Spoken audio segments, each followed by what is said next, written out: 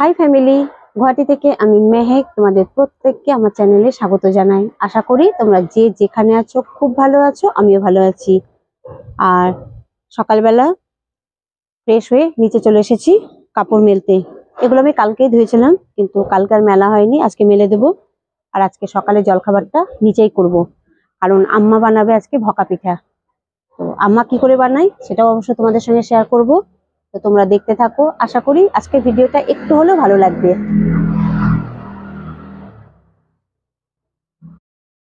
আর এই দেখো, গাঁদা গাছগুলোতে কি সুন্দর কুড়ি এসেছে।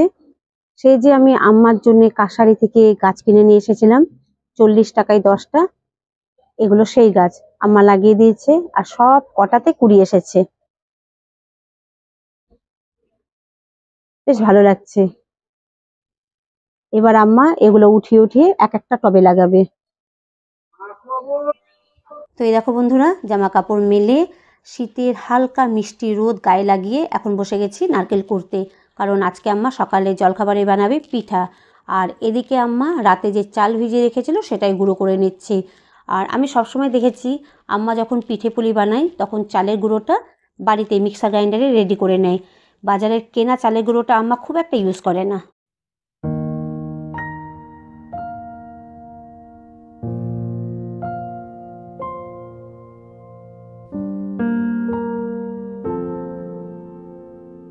তো এখানে আম্মা চালের গুঁড়োর মধ্যে দিয়ে দিল একটুখানি লবণ, আর এখন দিয়ে দিল এর মধ্যে ঠান্ডা জল। এই জলটা দিয়ে এটা একটু মেখে নেবে। আর একটা কথা বলি বন্ধুরা, এই কথাটা অবশ্য আম্মা আমাকে জানিয়েছে।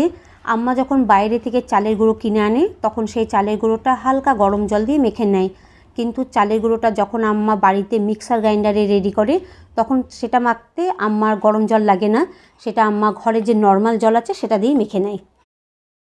তো এই দেখো বন্ধুরা, আমার চালের গুঁড়ো মাখা হয়ে গিয়েছে। এবার এই চালের গুঁড়োটাকে আমার চেলে নিচ্ছে, যাতে এর মধ্যে একটু দানা দানা না থাকে। এবার এর মধ্যে দিয়ে দিচ্ছে পরিমাণ মতো চিনি,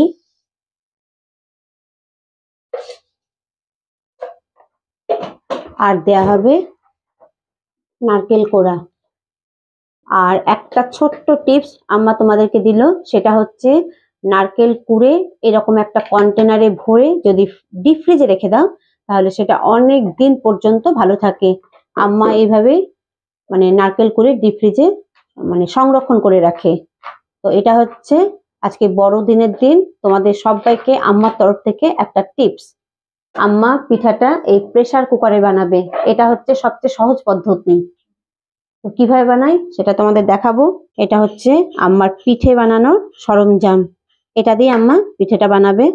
আর একটা আমাদের পিতলের কলসি আছে ছোট্ট, আম্মা ওটাতেই আগে বানিয়েছিল, কিন্তু এখন এটাতেই বানাই কারণ এটাতে আম্মার বেশি সহজ মনে হয়। আর আম্মার যখনই পিঠা বানাই, পিঠা বলে না, যে কোনো জিনিস বানালে সেটা শুধু আমরাই খাই না, আমার সবাইকে দিয়ে তারপরে খাই। মানে এটা হচ্ছে আমাদের পরিবারের একটা রীতি, যে যাই বানাক সবাইকে দিয়ে তারপরে খাই। আর এই একটা সুতির পাতলা কাপড় আম্মা নিয়েছে, এটা কিন্তু আম্মা ধুয়ে পরিষ্কার করে রেখে দেয়, তবে আপাতত এটা আরেকবার জলে ভিজিয়ে নেবে। আর এটা আমার পিঠে বানানোরই কাপড়, ব্যবহার হয়ে গেলে এটা ধুয়ে আবার শুকিয়ে রেখে দেয়। এই হচ্ছে নিউ টেকনিক।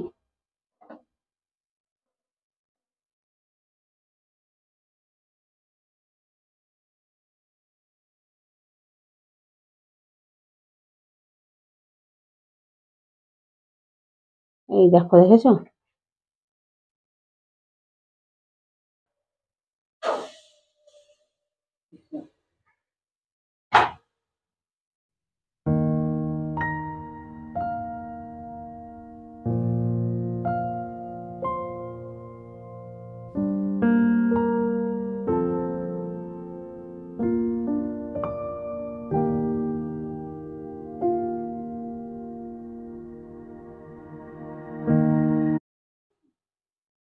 তো এই দেখো রেডি হয়ে গেল গরম গরম ভকা পিঠা।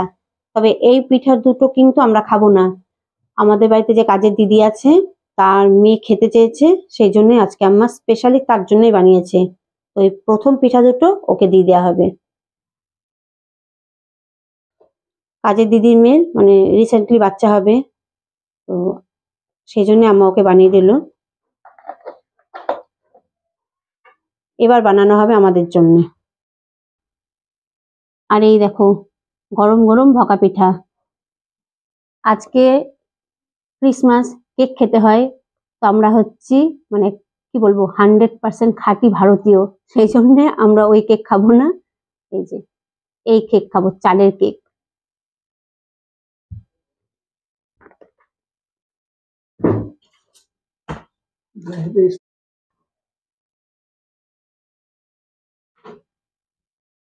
এই যে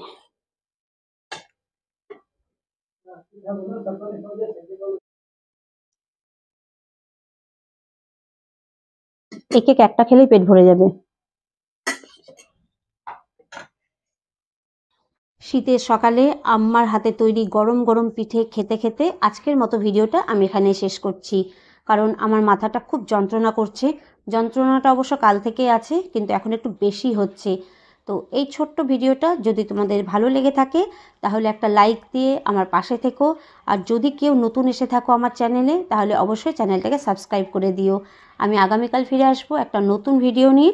ততক্ষণ পর্যন্ত তোমরা প্রত্যেকেই ভালো থেকো, সুস্থ থেকো।